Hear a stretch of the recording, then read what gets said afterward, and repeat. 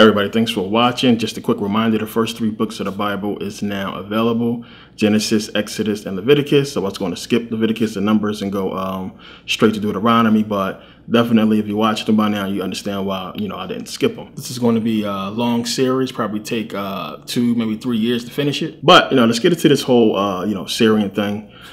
They, again, are basically starting the whole thing up again.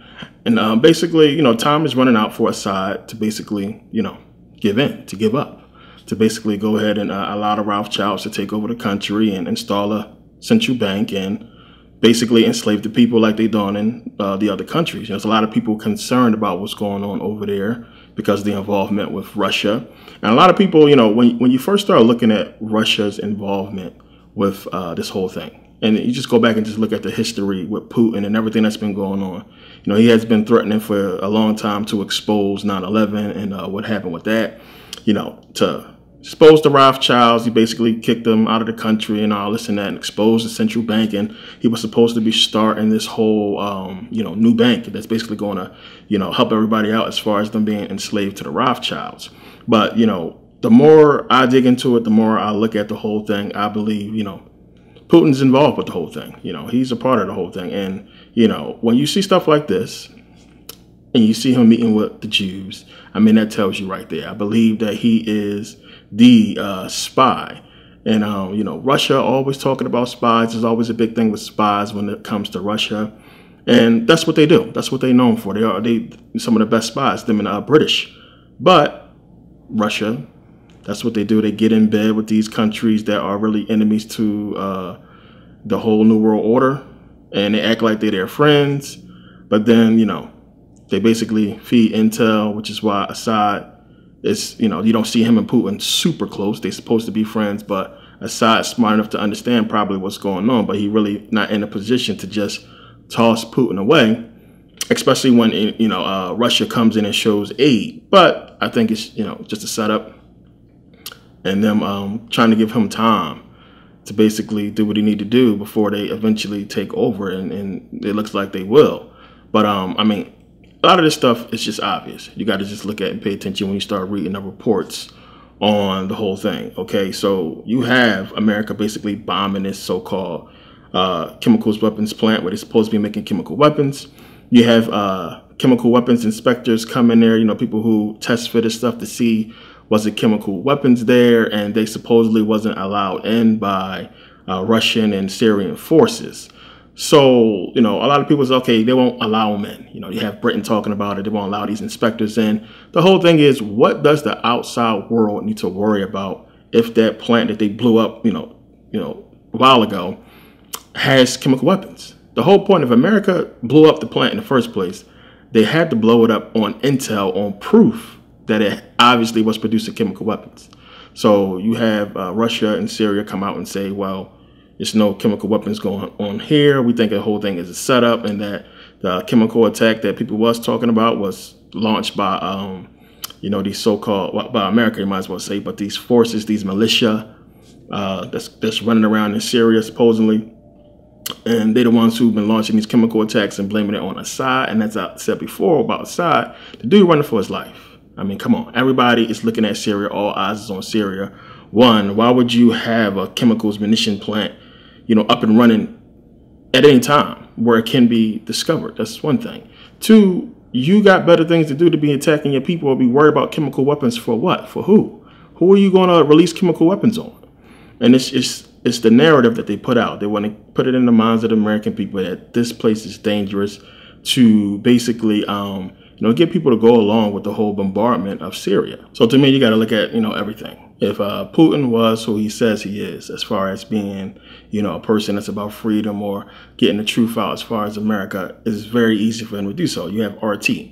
And if you watch TV, you probably seen RT is a news station. And Russia basically broadcasts a lot of so-called truth on there and things that's supposed to be, kept away from the American people. But one of the things is, common sense to tell you. The simple fact that we can actually watch this TV station in America should tell you something. The reason why they let us see it is to get people to have that understanding that Russia is against America. And this is, one of the things they're willing to do, as far as you know, put out a whole news station speaking against America, what have you. And it's a patriotic thing. Try to get people to be patriotic and say, you know, it's America against the world. But the simple fact that it's allowed, it tells you that it's bogus. We wouldn't be seeing it. They only let us see what they want us to see. So that should tell you something right there. You know, it's very easy for him to just come out and just tell the truth and just say it, you know, put it out there for the American people to know. And if you really was against America or really was trying to, you know, put out any truth or, you know, any type of stability for the people, then you would just come out and say it. America is this is what's going on, I mean, the stuff I tell you, he would just say it. And that's the difference. You know, these other countries, they're basically frozen. They can't really get internet access because they'll get hacked and shut down, so they can't really broadcast anything. You have these news stations that is controlled, even with Al Jazeera and these other so-called stations that's supposed to be putting out truth as far as for the Middle East or Russia, what have you, is controlled. The simple fact that we see it should tell you they're not going to let their enemies broadcast to us to put out any real truth. That's what Muammar Gaddafi did. That's why he got killed. Gaddafi said, hey, I'll invite the news people over here so y'all can see for yourself it's not me. I'm not killing my people. And they used that to their advantage and set up staged the whole attack. They caught it on camera and said, see, he is killing people while we're here. You know, so this is the type of stuff they do. They won't allow people to see real truth. So this is how you know. It's one of the things that you got to really look at as far as if anybody is believing that Putin is somehow a good guy. No, he's involved with all this bullshit. He's in bed with them. And that's just the way it is. So it's just easy to see. Even though all the stuff we say about the Rothschilds and the banking, it's bullshit. It's bogus. When you understand the history of these people, I mean, they white. Let's just say it. White people. Plain and simple. They're not going against each other at this point in time. They are together. And the whole thing is a setup. Anybody who Putin couples himself with ends up going down. You see, he was a friend, supposedly, to Gaddafi. Gaddafi went down. Same thing with Assad. Assad's getting ready to go down. And supposedly, and it's one of the reasons how you know, remember the whole rumor came out a while ago that Putin used to serve as a spy, and he was serve Saddam Hussein. The picture here, I don't think it's Putin at all, to tell you the truth. But the simple fact that people was talking about it, just shows you that it's already out there that this dude that's basically his role. He gets in, befriends people, anti-America this, anti-America that, but really he's in the back pocket of the Rothschilds. I wouldn't be shocked if he's, somehow related. These are the people who you understand they are a part of it. And everything is to deceive the people, plain and simple. Above everything, they must deceive the people. They know how outnumbered they are. See, we too busy worried about stupid shit that we're not paying attention to what these systems and these countries have done, what they're doing to us. They scamming us all. So they all in on it, all these people at the top, all these so-called presidents. As I said, if they got a president, if they have a constitution, these are systems created by Rome. And this shows you who was under that whole umbrella that's, deceiving the people. And that's basically what it's about. And a lot of people look at it as just saying, oh, well, they're doing the best they can to put together a system to control all these people. And a lot of people look at it as that. Well, without the government, we wouldn't have this. We wouldn't be able to do that. But at the same time, they scamming us. They ripping us off. And we know it's not free. It's not fair, especially if you're black in America. You understand the system is corrupt. So at all costs, they must continue to deceive the people, which is why nobody is coming out against America for real, because they all doing the same shit to their own people. So if you come out and say, well, America's doing this, America's doing that, then you have to tell on yourself. And then you're going to have your people looking at you as far as China or Russia or any of these other countries who might want to come out and speak.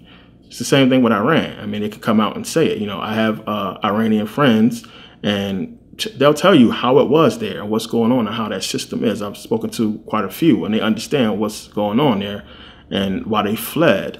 But all these people is in bed together, plain and simple. It's the same reason why, you had Fidel Castro, beefing with America, but he never really came out and just laid it all on the table and just basically told you the type of shit that we talk about. This is why this stuff will never be seen mainstream. You only find it on YouTube because it's the truth.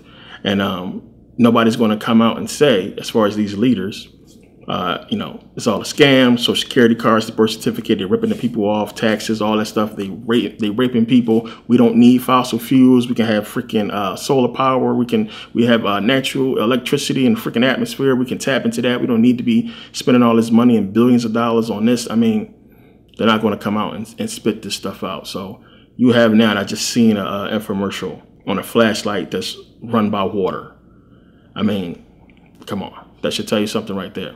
We know about the cars that's been powered by water. I mean, everything, as I said, is to keep the American people, to keep the population of the public, you know, duped as to what the government is actually doing long enough for these people at the top to put together their whole new world order.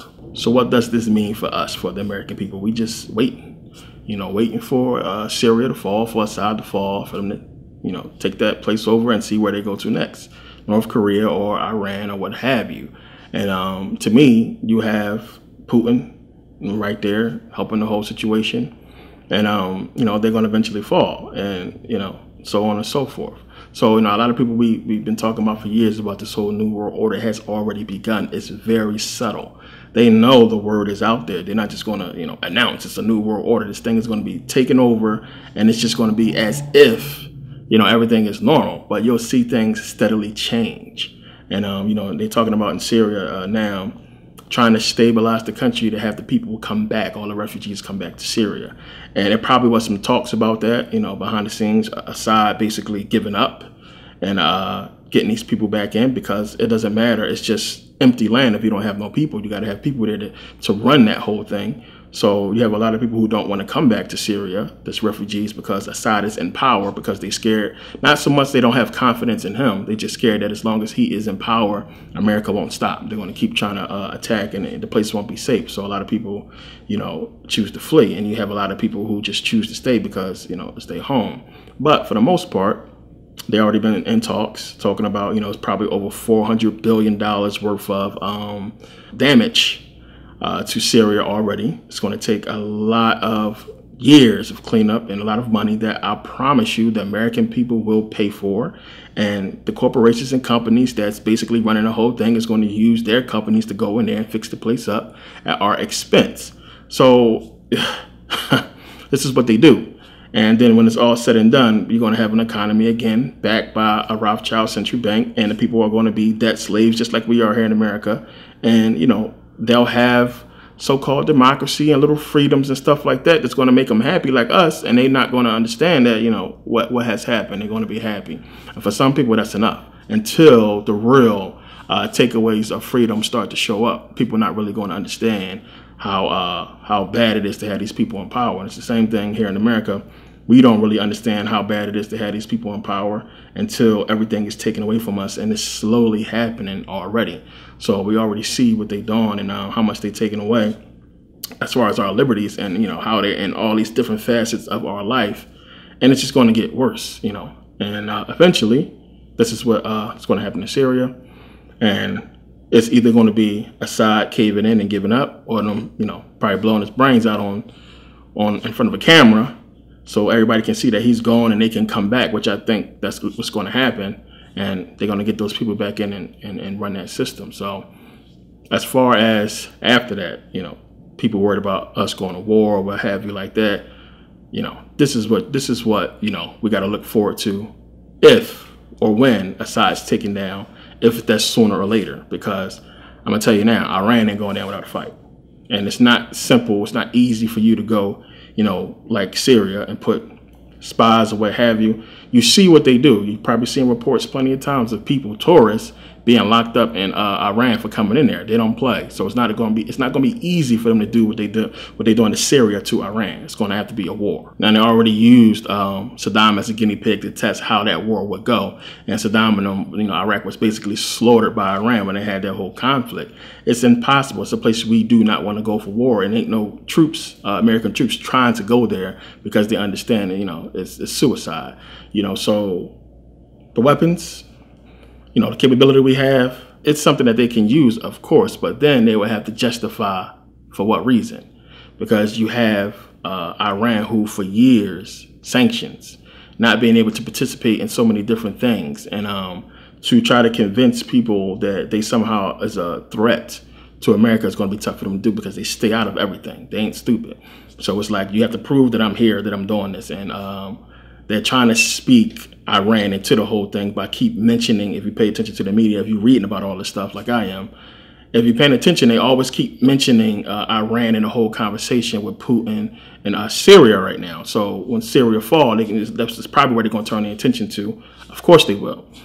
But it's bullshit, as we know. You know, it's all bogus. It's all part of this whole new world order situation that, you know, there's nothing we can do about it, you know, because the people who can do something about it, as I always say, they won't. They won't intervene. They won't say nothing. The Senate is stupid. And while you have a lot of people out there, a lot of white folks out there protesting and have signs and putting up stuff and, you know, in support of Syria and everything that's going on, a lot of people feel sad about the whole situation. They're not really doing anything to change it. It's the same thing that I say about us black folks. We march and we protest. It's not going to do nothing.